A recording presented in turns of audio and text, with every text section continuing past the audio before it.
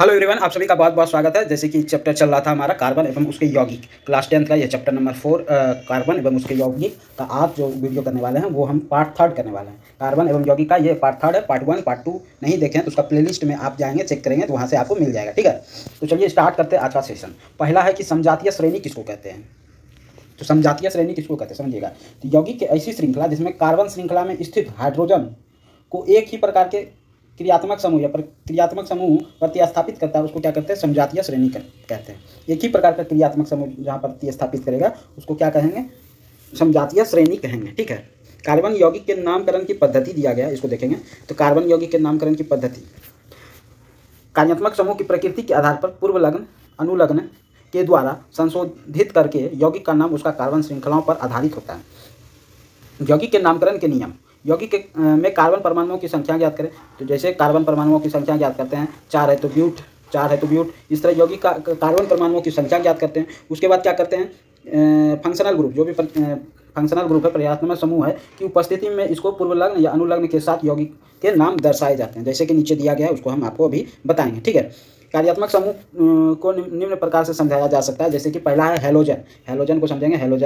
Halogen यदि carbon श्रृंखला में कार्यात्मक समूह हेलोजन है तो यहाँ पूर्व लग्न क्लोरो, ब्रोमो, आइडो इत्यादि होंगे। जैसे यहाँ पे क्लोरोमीथेन है, ठीक है, यहाँ क्लोरीन लगा हुआ है तो पहला क्लोरोमीथेन हो जाएगा। यहाँ ब्रोमीन लगा तो ब्रोमो, उसके बाद जितना कार्बन है तो ब्यूटेन हो जाएगा। और सिंगल बॉन्ड है तो एल्केन समूह का है। ठीक है ना।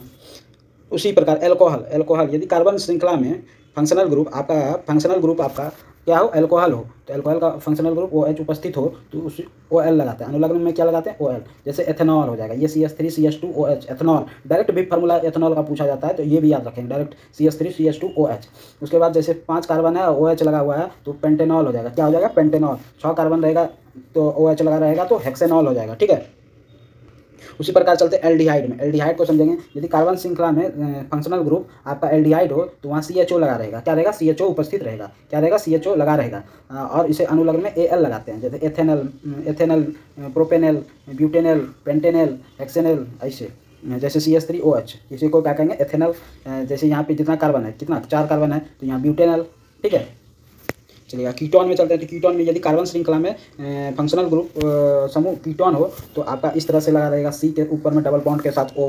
ठीक है, और अनुलग्न में क्या उपस्थित रहेगा, ऑन रहेगा। जैसे प्रोपेनॉन, ब्यूटेनॉन, पेंटेनॉन, हेक्सेनॉन, हेप्टेनॉन, जैसा कि यहाँ पे दिया गया। देखते हैं 3 कार्बन है तो यहाँ पे क्या गया, प्रोपेनॉन। उसी प्रकार यहाँ पे कितना कार्बन है, 4 कार्बन है तो ब्यूटेनॉन। 5 कार्बन रहता है तो पेंटेनॉन। लेकिन ये जो फंक्शनल ग्रुप है ये उपस्थित रहता ही रहता है सबका। यदि अल्कोहल समूह का है तो अल्कोहल समूह का फंक्शनल ग्रुप OH उपस्थित रहेगा।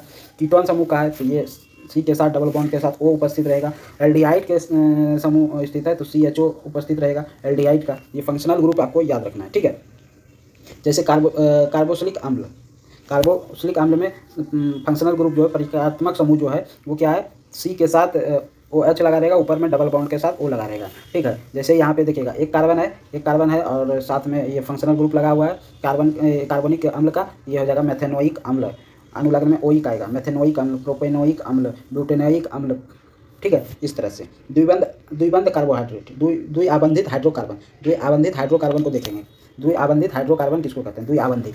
यदि हाइड्रोकार्बन में द्विआबंध उपस्थित हो, डबल बॉन्ड स्थित हो, क्या हो, डबल बॉन्ड द्विआबंध उपस्थित हो तो ऐसे हाइड्रोकार्बन को क्या कहते हैं, एल्कीन कहते हैं। क्या कहते हैं, एल्कीन कहते हैं। और जिसमें सिंगल बॉन्ड हो वो एल्केन, जिसमें डबल बॉन्ड हो एल्कीन, और जिसमें ट्रिपल बॉन्ड हो एल्काइन। ठीक है, इसमें इन जो होता है, इन वो क्या होता है, अनुलग्न में स्थित। जैसे यहाँ पे देखिएगा डबल बॉन्ड है और कितना कार्बन है, 2, तो एथीन हो जाएगा। क्या हो जाएगा, 2 का क्या होता है, एथ, और इन लगा रहेगा अनुलग्न में और क्या होगा, एथीन हो जाएगा यहाँ पे। ठीक है, जैसे यहाँ पे कार्बन कितना है, 1 2 3 4 5 कार्बन है, डबल बॉन्ड के साथ है तो ये आपका पेंटीन हो जाएगा। तो क्या हो जाएगा, पेंटीन हो जाएगा। ठीक है, कार्बन यौगिक के रासायनिक गुणधर्म है, इसको देखिएगा। रासायनिक गुणधर्म पहला क्या है, दहन किस प्रकार से होता है, कार्बन तथा अन्य हाइड्रोकार्बन ऑक्सीजन के साथ दहन करने पर क्या करता है, उष्मा, प्रकाश एवं कुछ यौगिक बनाते हैं।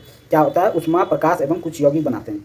जैसे कार्बन दहन करने पर कार्बन डाइऑक्साइड तथा अन्य हाइड्रोकार्बन कार्बन डाइऑक्साइड एवं जल बनाते हैं। क्या बनाते हैं, अन्य हाइड्रोकार्बन कार्बन डाइऑक्साइड और जल बनाते हैं। जैसे कार्बन ऑक्सीजन की उपस्थिति में जला दहन करने पर कार्बन डाइऑक्साइड, उष्मा व प्रकाश प्राप्त हुआ। जैसे यहाँ पे मीथेन है, इसको कार्बन डाइऑक्साइड की उपस्थिति में जलाया गया तो क्या हुआ, यहाँ पे आपका कार्बन डाइऑक्साइड, जल, उष्मा व प्रकाश प्राप्त हुआ। नेक्स्ट चलते हैं आप ऑक्सीकरण। देखिएगा यहाँ क्या है, ऑक्सीकरण। दहन करने पर कार्बन यौगिक को सरलता से ऑक्सीकृत किया जा सकता है। दहन करने पर जब जलाते हैं तो सरलता से वो क्या होता है, ऑक्सीकृत हो सकता है, सरलता से ऑक्सीकृत किया जा सकता है। पूर्व ऑक्सीकरण के अतिरिक्त ऐसे अभिक्रिया भी होते हैं जिसमें अल्कोहल को कार्बोक्सिलिक अम्ल में बदला जा सकता है। अल्कोहल को किसमें, कार्बोक्सिलिक अम्ल में बदला जा सकता है। ठीक है, जैसे CH3 CH2OH, ये क्या है, इथाइल अल्कोहल है।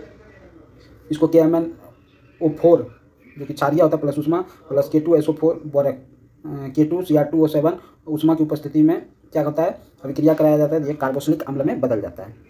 ऑक्सीकरण होता है तो यहाँ कार्बोक्सिलिक अम्ल में परिवर्तित हो जाता है। ठीक है, नेक्स्ट चलते हैं ऑक्सीकारक। ऑक्सीकारक को समझिएगा, कुछ ऑक्सीकारक इंपॉर्टेंट हैं। कुछ पदार्थ में अन्य, देखिएगा ऑक्सीकारक क्या होता है, कुछ पदार्थ अन्य पदार्थों को ऑक्सीजन देने की क्षमता होती है, इस पदार्थ को क्या कहते हैं, ऑक्सीकारक। कुछ ऐसा भी पदार्थ है जो अन्य पदार्थ को क्या करता है, ऑक्सीजन देने की क्षमता रखता है, इसको क्या कहते हैं, ऑक्सीकारक कहते हैं। जैसा एग्जांपल में पोटेशियम परमैंगनेट, डायरेक्ट भी फार्मूला पूछ लिया जाता है पोटेशियम परमैंगनेट का, KMnO4। Potassium dichromate K2Cr2O7, direct भी फार्मूला एग्जाम में पूछा जाता है, रेलवे के एग्जाम में। पोटेशियम परमैंगनेट KMnO4, उसके बाद पोटेशियम डाइक्रोमेट K2Cr2O7। ठीक है, उसके बाद यहाँ देखिएगा संकलन अभिक्रिया। संकलन अभिक्रिया किसको कहते हैं, इस अभिक्रिया में असंतृप्त हाइड्रोकार्बन को पैलेडियम अथवा निकेल जैसे उत्प्रेरक की उपस्थिति में, कैसा हाइड्रोकार्बन, असंतृप्त डबल बॉन्ड या ट्रिपल बॉन्ड वाला, को पैलेडियम अथवा निकेल जैसे उत्प्रेरक की उपस्थिति में जोड़कर संतृप्त हाइड्रोकार्बन बनाया जाता है। असंतृप्त को कैसा बनाया जाता है, संतृप्त हाइड्रोकार्बन में बदला जाता है। उत्प्रेरक के कारण प्रक्रिया की गति तीव्र हो जाती है। उत्प्रेरक के कारण क्या होता है, कोई भी उत्प्रेरक देंगे, जैसे कहीं आग लगाए हैं, वहाँ पे और ज़्यादा पेट्रोल आप छिड़क दीजिएगा तो वहाँ क्या हो जाएगा, आग और बढ़ जाएगा। तो उत्प्रेरक का काम क्या है, किसी भी चीज़ को रासायनिक अभिक्रिया को बढ़ाना, के कारण उसकी गति को बढ़ जाता है। लेकिन यह अभिक्रिया की रासायनिक क्रियाओं को प्रभावित नहीं करता है, रासायनिक क्रिया को क्या करता है, प्रभावित नहीं करता है। ठीक है, जैसा कि यहाँ एग्जाम्पल में दिया गया है, बट ये सब नहीं पूछता है, लेकिन आप देखेंगे एक चीज़ ये पूछता है जो यहाँ देख रहे हैं, निकेल उत्प्रेरक का प्रयोग वनस्पति तेलों को वनस्पति घी में बदलने के लिए उत्प्रेरक के रूप में उपयोग किया जाता है। ये डायरेक्ट लाइन आपको पूछा जाएगा, वनस्पति तेलों को वनस्पति घी में बदलने के लिए किस उत्प्रेरक का प्रयोग करते हैं, तो याद रखिएगा निकेल उत्प्रेरक का प्रयोग करते हैं। किसका, निकेल उत्प्रेरक का प्रयोग करते हैं। ये डायरेक्ट आपके एग्जाम में आ सकता है, वनस्पति तेलों को वनस्पति घी में बदलने के लिए निकेल उत्प्रेरक का प्रयोग करते हैं। ठीक है, नेक्स्ट चलते हैं, प्रतिस्थापन अभिक्रिया। इस लाइन को आप पढ़ ली। अब प्रतिस्थापन अभिक्रिया देखिएगा, संतृप्त हाइड्रोकार्बन जो हो गया एल्केन समूह का सिंगल बॉन्ड वाला, तो संतृप्त हाइड्रोकार्बन अत्यंत अन्य विक्रेता होते हैं। सूर्य की प्रकाश की उपस्थिति में अति तीव्र अभिक्रिया में क्लोरीन का हाइड्रोकार्बन में संकलन होता है। क्लोरीन एक एक करके हाइड्रोजन के परमाणुओं का प्रतिस्थापन करती है। इसको क्या कहते हैं, इसको प्रतिस्थापन अभिक्रिया कहते हैं। जैसे मीथेन है, क्लोरीन की सूर्य की प्रकाश की उपस्थिति में क्लोरीन से अभिक्रिया किया, या मिथाइल क्लोराइड या क्लोरोमीथेन, इसको क्या कहते हैं, CH3Cl को क्लोरोमीथेन प्लस HCl बनाया। ठीक है,